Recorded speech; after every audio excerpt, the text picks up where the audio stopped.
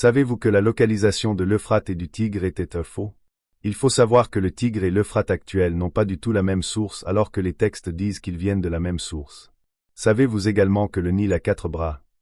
Selon la Bible, ces 2 fleuves mythiques sortaient du Jardin d'Éden.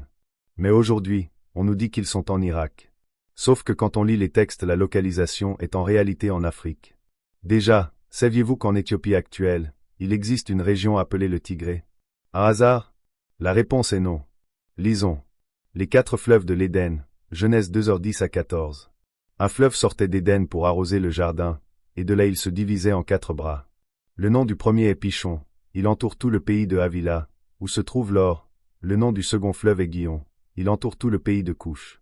Le nom du troisième est Hidékel, Tigre, il coule à l'orient de la Syrie. Le 4e fleuve, c'est l'Euphrate. Le pays de Couche, Guillon, égale Afrique. Couche dans la Bible désigne souvent la Nubie, Soudan, Éthiopie actuelle. La rivière Altabara issue d'Éthiopie correspond donc au Guillon, qui entoure le pays de Couche. L'Atbara est un affluent majeur du Nil, prenant sa source en Éthiopie, région du Tigré, et traversant le Soudan.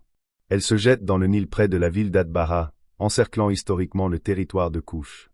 Atbara pourrait dériver de mots locaux liés à l'eau, Tabara en amharique.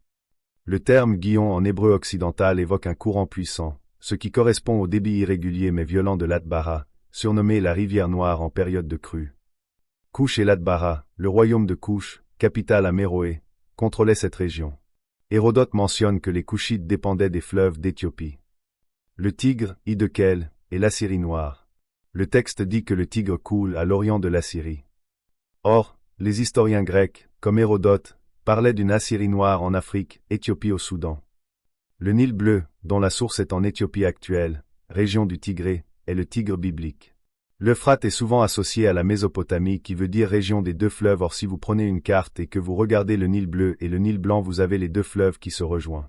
Et cela donne une région qui est juste sur les 2 fleuves au Soudan et en Éthiopie. La Mésopotamie porte bel et bien son nom de par ses 2 influents et c'est également en Afrique. Dans la symbolique biblique, l'Euphrate représente la vie, la fertilité et les frontières, Apocalypse 9 verset 14. Le Nil blanc joue le même rôle pour l'Afrique de l'Est. Vous n'avez jamais entendu cela, n'est-ce pas? Bienvenue sur notre chaîne à la découverte de la réalité et de la vérité. Étudions, étudier.